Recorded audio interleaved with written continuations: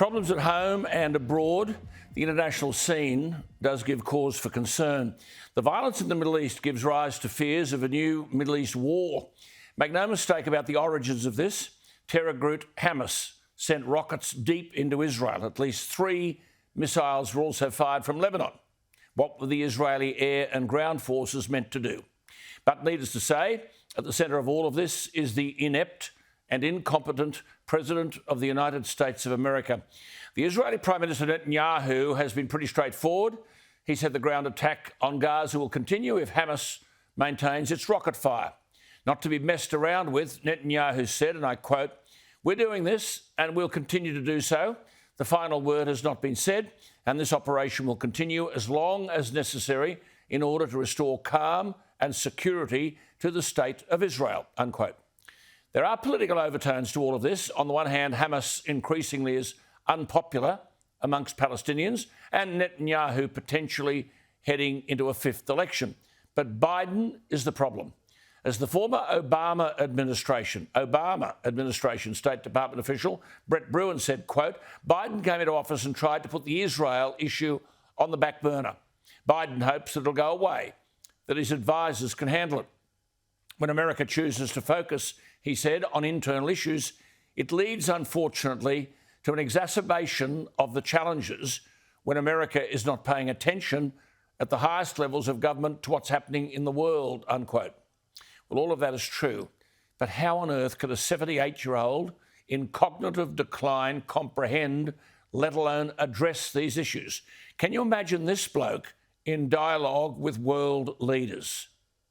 But I made very clear to Putin that we're not going to seek escalation.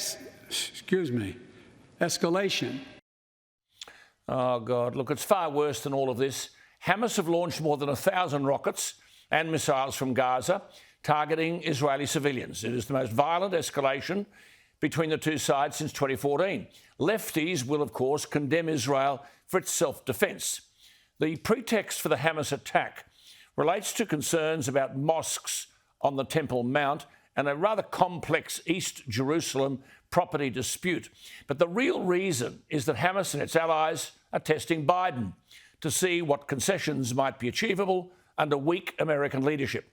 While Biden is calling on both sides to show restraint, he is at the same time intimating that he favours Palestinians in the property dispute. Let's get this quite clear. Biden's lefty advisors are speaking with forked tongues. Yes, support Israel's right to defend itself, but wink, wink, nod, nod, signal that Hamas will be rewarded for what would in any other set of circumstances count as war crimes. But it goes further than this. Biden is insisting that it's time to re-enter negotiations over the appalling 2015 nuclear deal with Iran. Rightly, Israel believes that the deal opens a pathway for Iran to gain nuclear weapons. But those in the know say that whatever is agreed upon will lead to Iran getting nuclear weapons down the road, together with the fear that whatever is agreed will include billions of dollars in cash incentives to Iran in exchange for nuclear concessions. But the Iranian regime is one of the key Hamas supporters.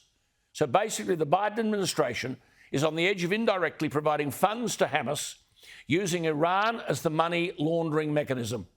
Here is the leader of the free world negotiating with Iran at a time of Middle East conflict when Iran is known to have provided Hamas with rocket systems, rocket parts, training and assembly, cash support, and everything else to what is a terrorist organisation. All of this on top of the more than $100 million the Biden administration has already allocated to the Palestinians this year, reversing a near total cut-off of funds under the previous administration. It's impossible to get your head around this. Hamas is a terrorist organisation funded by Iran. The leader of the free world thinks nothing at all about renegotiating a nuclear deal with Iran and potentially offering billions of dollars in exchange for some illusory nuclear concessions at a time when Iran are indirectly sponsoring Hamas and its allies, launching more than 1,000 rockets from Gaza targeting Israeli citizens. America under Biden has never been seen in a poorer light. As Jonathan Shancer has written, the Senior Vice President for research at the Foundation for Defence of Democracies. And remember, Israel is the only democracy in the Middle East. Writes Shancer, the White House appears to be casting its lot with the wrong side for the long term.